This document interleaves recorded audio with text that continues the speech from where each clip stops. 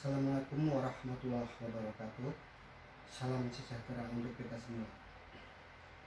Di pertemuan yang ke-6 kali ini kita akan membahas mengenai distribusi sampling.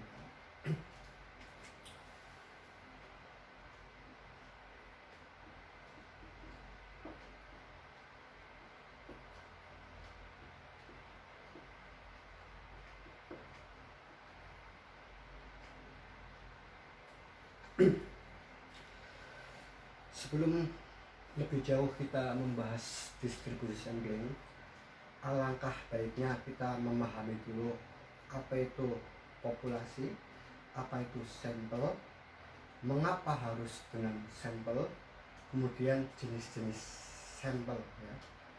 Nanti setelah itu kita langsung bahas jenis-jenis distribusi sampling ya. Sekarang one by one, satu-satu. Populasi ya, sekarang populasi.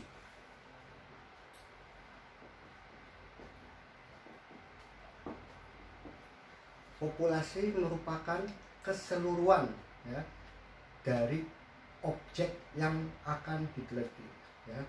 Misalkan kita akan meneliti mengenai kebiasaan masyarakat Indonesia, maka populasinya ialah seluruh masyarakat Indonesia yang berjumlah kurang lebih 260 juta jiwa ya. Oleh karena itu biasanya sensus penduduk itu berbasis populasi ya. Survei sensus berbasis populasi, sementara survei itu berbasis sampel. Kemudian pengertian dari sampel itu sendiri ya. Sampel merupakan sebagian dari jumlah dan karakteristik dari populasi ya, yang memiliki sifat atau karakteristik dari populasi itu sendiri. Dengan kata lain, sampel itu representatif ya, representatif dari populasi. Misal kita ingin meneliti mengenai rasa dari Sprite ya, perusahaan PT Coca-Cola memproduksi Sprite atau Fanta dalam satu hari misalkan sebanyak 500.000 botol ya. Kita untuk meneliti rasanya itu tidak perlu harus seluruh 500.000 botol itu, cukup 5 atau 1 pun sama ya, 1 pun boleh. Intinya bahwa sampel itu ialah sebagian dari jumlah dan karakteristik yang dimiliki oleh populasi. Dengan kata lain representatif, mewakili ya. Nah, mengapa harus dengan sampel? Dalam kita meneliti mengapa harus dengan sampel, itu memiliki beberapa alasan ya. Kenapa harus sampel? Yaitu satu ya, antara lain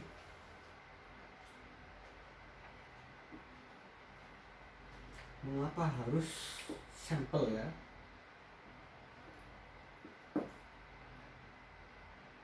Alasan pertama, karena objek yang diteliti bersifat mudah rusak ya. Objek yang mudah rusak. Contoh, kita ingin meneliti mengenai kekuatan atau daya tahan daripada lampu pijar, contoh, atau bohlam lah misalkan. Ada bohlam merek Osram, merek apa lagi itu, merek apapun lah gitu ya, ada merek Philips dan sebagainya. Itu satu perusahaan bohlam merek Osram memproduksi misalkan 1 juta unit, 1 juta buah. Apakah untuk mengetahui kekuatan daya pijar berapa jam lamanya itu lampu bertahan hidup harus diteliti seluruh populasi yaitu bohlam sebanyak 1 juta unit? Kan tidak mungkin.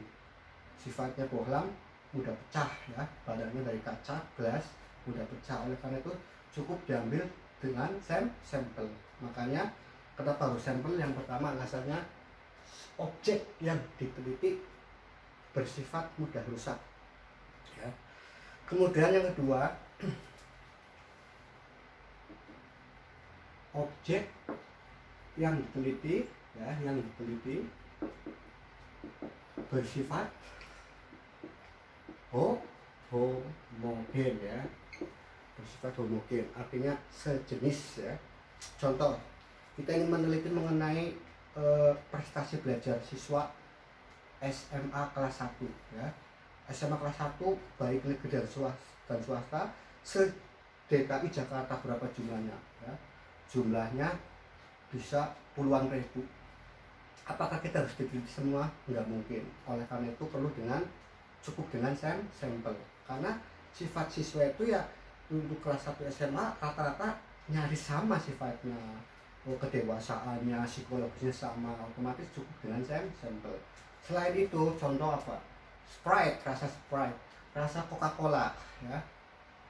Apakah harus diteliti semua rasa Coca-Cola? Kan sama, racikan sama, dari perusahaan yang sama ya. Cukup satu aja cukup, satu botol aja cukup ya, tidak perlu harus puluhan kerat, ribuan kerat Sprite atau Fanta ya. Jadi karena sifatnya homogen. Kemudian alasannya untuk menghemat waktu, bisa menghemat waktu ya, hemat waktu.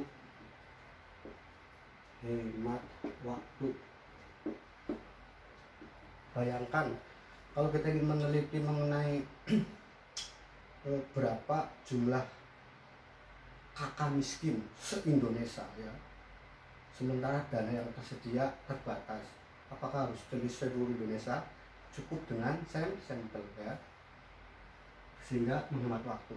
Kalau diteliti semua, populasi diambil semua, dijadikan objek untuk penelitian, otomatis memakan waktu lama ya. Keempat, boleh yang terakhir, menghemat biaya, efisiensi ya. Hemat biaya atau efisiensi. Itu kira-kira ya untuk alasan kenapa harus sampel. Cukup 4 aja mewakili ya. Kemudian ya jenis-jenis sampel ya, ini yang perlu dipahami. Ini bisa dihapus dulu ya, udah disimak, kita hapus.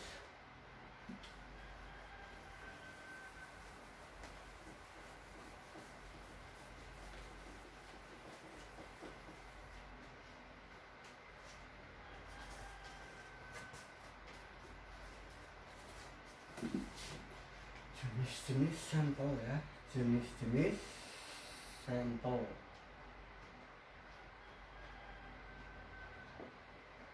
Jenis-jenis sampel ya, dibagi menjadi 2 ya, sampel ya. Di sini tulisannya sampel, sampel ya, sampel itu dibagi 2. Ada probability sampling ya, probability ya, sampling. Dan yang kedua non probability sampling ya. Nah, seperti ini. Nah, probability sampling itu sampel yang diambil dengan cara peluang, dengan cara acak ya, menggunakan kaidah rumus probabilitas peluang. Nah, di sini dibagi lagi ya, ada jenis-jenisnya. Probability sampling misalkan apa? Simple ya, simple random sampling ya. Ini jenis-jenisnya ya. Simple random sampling atau sampel acak sederhana ya. Kemudian stratified ya, stratified random sampling ya, atau pengambilan sampel secara berstrata atau berstruktur. Contoh ingin mengetahui kinerja pegawai atau kinerja karyawan di entitas tertentu, itu kan karyawan itu ada yang bagian-bagian atau departemen-departemen, ada bagian dari mulai yang paling bawah, low management, middle management, dan top management atau upper management ya. Atau dari segi pendidikan, karyawan ada yang cuma lulusan dari SD, nanti bagiannya apa, ada yang lulusan SMP sampai SMA, ada yang SD3, ada yang S1, S2 sampai S3. Itu namanya berstrata, bertingkat ya, berjenjang. Kemudian ada nama istilahnya area sampling atau multiple ya, multi stage random sampling ya, multi stage. Jadi perlu banyak langkahnya ya, multi stage random sampling ya. Itu untuk yang probabilitas ya, artinya untuk mengambil sampel dengan cara kaidah-kaidah probabilitas tertentu ya, rumus peluang probabilitas. Sementara untuk yang non probability sampling itu antara lain ya, bisa pakai merah aja. Antara lain pertama bisa apa namanya, kuota sampling ya, kuota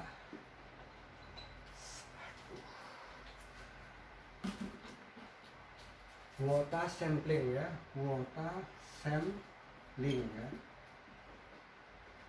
sampel kuota ya, atau boleh juga total sampling.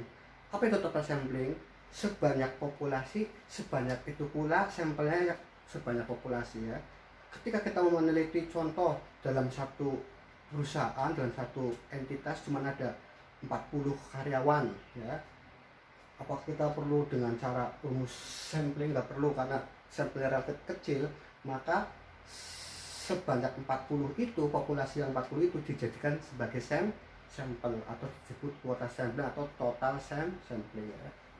Kemudian yang kedua, accidental sampling ya,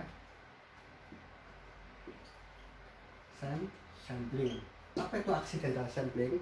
Accidental sampling itu ya, sampel yang diambil tidak dengan sengaja atau seketika lah, tiba-tiba. Contoh, kita pengen mengetahui kepuasan ya, atau mungkin apa namanya, kepuasan aja deh, kepuasan konsumen ya. Konsumen di bengkel tertentu ya, bengkel mobil misalkan, kalau konsumen sama pelanggan nggak sama ya. Kalau pelanggan itu udah ada buktinya, contohnya ada kartu apa, buku tabungan, itu namanya pelanggan atau nasabah bank. Nah tapi kalau konsumen kan bisa jadi bukan pelanggan, atau orang tiba-tiba datang ya, atau orang jauh beli makanan di Indomaret di tempat lain misalkan, atau orang jauh dari luar daerah, mobilnya bocor terus datang ke bengkel, terus kemudian dijadikan sampel untuk diteliti mengenai kepuasannya. Itu disebut accidental sampling atau sampel tidak sengaja. Atau ada ibu-ibu senam pagi atau aerobik, ibu-ibu sebanyak, ibu-ibu hamil ada 25. Nah kita lagi jalan-jalan, kebetulan mau meneliti mengenai kesehatan ibu hamil ya. Nah sebanyak itu pula 25 ibu yang sedang senam aerobik itu kita jadikan sampel, artinya sampel tidak sengaja ya. Kemudian ada istilah saturation sampling ya, saturation sampling atau istilahnya sampel jenuh ya. Kemudian snowball sampling ya, snowball sampling atau sampel bola salju ya. Artinya gini, ketika kita ingin menilai kinerja pimpinan atau gini, menilai supervisi akademik seorang kepala sekolah di kepala sekolah SMK di wilayah Bogor, Depok, kota Depok misalkan. Nah kita ambil sampel 5 kepala sekolah SMK negeri ya di kota Depok yang sebanyak 11 kecamatan ya. Nah kita ambil 5, ternyata ini untuk penelitian kualitatif ya, bukan yang kuantitatif, bukan survei, cuma untuk wawancara. 5 kepala sekolah ini tidak cukup puas dengan jawaban mereka sebagai informan ya, atau informan kunci ya.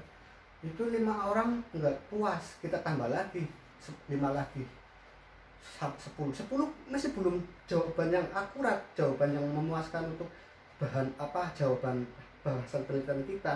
Tambah lagi 5, tambah lagi 10, artinya sampel bola salju itu menggelembung ya, dari 5 jadi 10, 10 jadi 15, 15 jadi 25, boleh sampai dengan mendapatkan jawaban yang akurat ya, yang diinginkan oleh peneliti. Itu namanya snowball sampling. Kemudian yang terakhir boleh purposive sampling ya, purposive sampling. Purposive itu sampel yang memiliki pengambilan sampel untuk memiliki tujuan tertentu ya. 1 orang boleh, 2 orang boleh, 3 orang boleh, itu namanya purposive. Kita nentuin tujuan, karena untuk tujuan tertentu kita cukup butuh 4 orang aja ya kan, boleh, itu namanya purposive sampling ya. Jadi sudah ditentukan, nggak perlu harus cari secara acak dengan cara tertentu, dengan cara rumus peluang, nggak perlu. Itu namanya purposive sampling ya.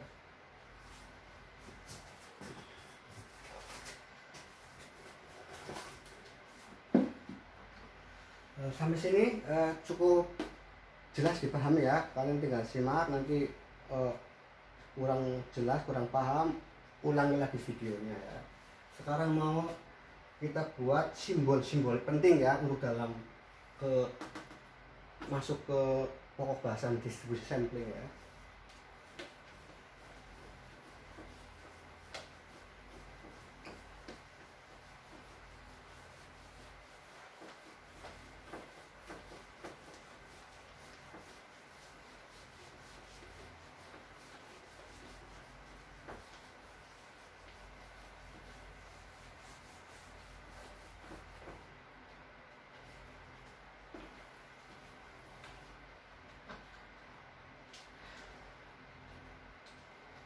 Simbol untuk sampel dan populasi ya. Dan populasi kita buat tabel ya.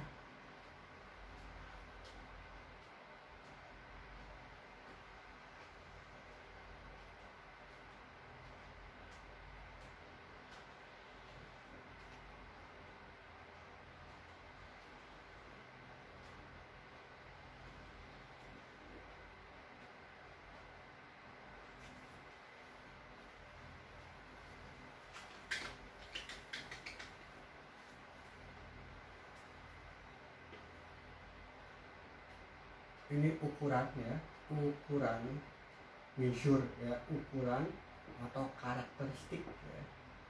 Karakteristik ini statistik sampel ya, statistik sampel. Ini parameter populasi, parameter populasi. Unitnya ya, berarti unitnya, kalau unit untuk sampel ya, sampel di sampel ya, itu N kecil ya, simbolnya N kecil ya. Jadi kalau sampel unitnya ya, simbolnya itu dengan N kecil, sementara populasi N besar ya. Selanjutnya rata-rata ya, rata atau mean ya. Rata-rata berarti X bar ya, X bar. Sementara populasi itu mu ya.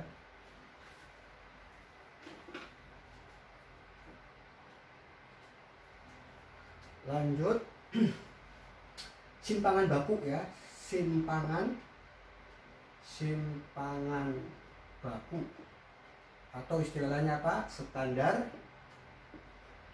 deviasi ya, deviasi standar, deviasi ya, itu dinotasikan S ya. Kalau yang untuk sampel itu S, ini perlu dipahami, sampel ini populasi ya. Kalau yang populasi itu sigma ya. Nah seperti ini. Kemudian varians atau apa? Varian itu ragam ya. Varians atau ragam.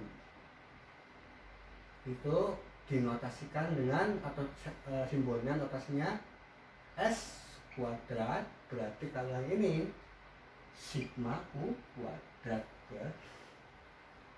Selanjutnya untuk yang proporsi ya. Jadi rata-rata udah sekarang proporsi ya. Proporsi.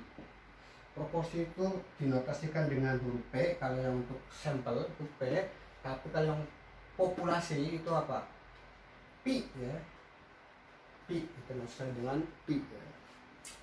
Selanjutnya beda dua ya, ada sampel beda dua rata-rata ya. Nanti kita bahas di distribusi sampling. Beda dua rata-rata. Kita kasih ini aja ya, berarti untuk yang beda dua rata-rata berarti X bar 1 ya min X bar 2, atau dalam kurung kayak gini, nanti di soal biasanya gini, X bar 1 min X bar 2. Sementara yang untuk populasi itu berarti mu 1 min mu 2. Terakhir berarti beda dua proporsi ya. Beda dua, jadi sampel beda dua rata-rata, sampel beda dua proporsi.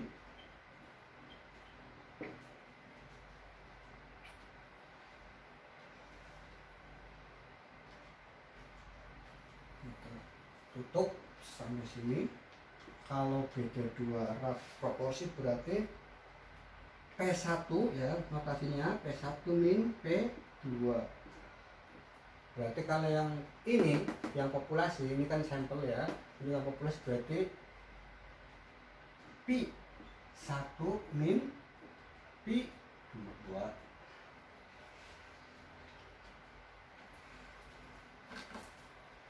Selanjutnya jenis-jenis distribusi sampling. Jenis-jenis distribusi sampling itu akan kita bahas nanti sekaligus ke latihan soal dan pembahasan atau studi kasus dan pembahasannya ya, jawabannya. Jadi ada jenis-jenis, ini simbolnya ya, kalian catat, simak dan catat ya. Kemudian jenis-jenis ya di sini. Jenis-jenis distribusi ya, distribusi sampling ya. Antara lain ya, ada empat ya. Ada empat. Pertama, distribusi sampling ya, kita singkat aja, distribusi sampling rata-rata ya, atau mean rata-rata. Kemudian yang kedua, distribusi sampling ya, distribusi sampling beda dua ya, beda dua rata-rata. Yang ketiga, distribusi sampel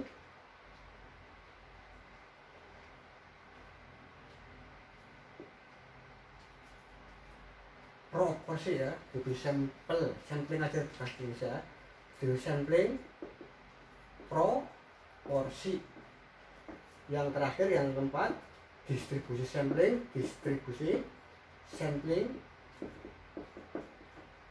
beda dua proporsi ya.